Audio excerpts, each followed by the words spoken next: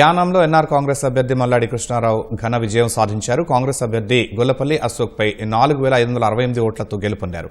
ఆరోసారి ఎమ్మెల్యేగా విజయం సాధించిన మల్లాడి కృష్ణారావుతో మా ప్రతినిధి రాజశేఖర్ ముఖాముఖి. పుదుచ్చేరి ఎన్నికల్లో ఎన్డీఏ కూటమి అఖండ విజయం సాధించింది. మరోసారి అధికార పగ్గాలు చేపట్టింది.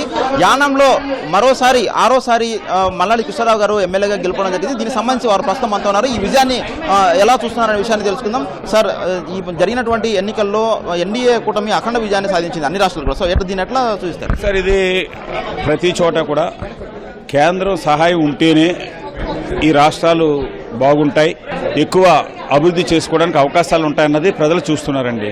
ఇది కేంద్రపాలిత ప్రాంతం అండి. కేంద్రం సపోర్ట్ లేకుండా ఈ కేంద్రపాలిత ప్రాంతం నిలబడడం అన్నది ఉండదండి.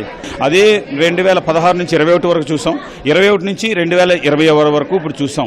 అందుకని ప్రజలు రెండోసారి కూడా మళ్ళా ఇదే గవర్నమెంట్ రావాలి, ఇదే రంగస్వామి ముఖ్యమంత్రిగా ఉండాలి, మోడీ గారి సహాయం కావాలి అన్న ఉద్దేశంతో ప్రజలు ఇచ్చిన తీర్పండి. అందుకని సెంట్రల్ గవర్నమెంట్ సపోర్ట్ తోటి, ఇటు పాండిచేరి సపోర్ట్ తోటి యానానికి ఏ విధంగా మాట ఇచ్చానో ఆ మాట నిలుపుకుంటాను. పాండిచేరి ప్రజలకు మీ ప్రభుత్వం తరఫున ఇచ్చినటువంటి హామీల అమలు విషయంలో ఎలాంటి చర్యలు 100% అండి. పాండిచేరి గవర్నమెంట్ ద్వారాగా ఏవైతే ఇచ్చానో అది 100% చేస్తానండి.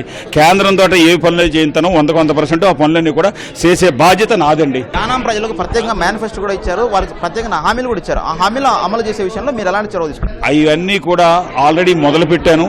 రోజులు, నెలలు, సంవత్సరాలు, 5 సంవత్సరాల వరకు నేను ఆగనండి.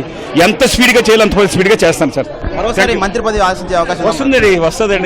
100% అండి. పుదుచ్చేరి ప్రజలకు ఇచ్చినటువంటి హామీలు అన్నింటి కూడా తప్పకుండా నెరవేరుస్తామని చెప్పేసి, అదేవిధంగా యానాం ప్రజలకు మేనిఫెస్టో ద్వారా చెప్పినటువంటి ప్రతి హామీని తప్పకుండా నెరవేరుస్తామని చెప్పేసి యానాం ఎమ్మెల్యే మల్లాడి కృష్ణారావు గారు చెబుతున్నారు. రాజశేఖర్ కలిసి వెంకటరమణ, ఈటీవీ న్యూస్, యానాం నుంచి.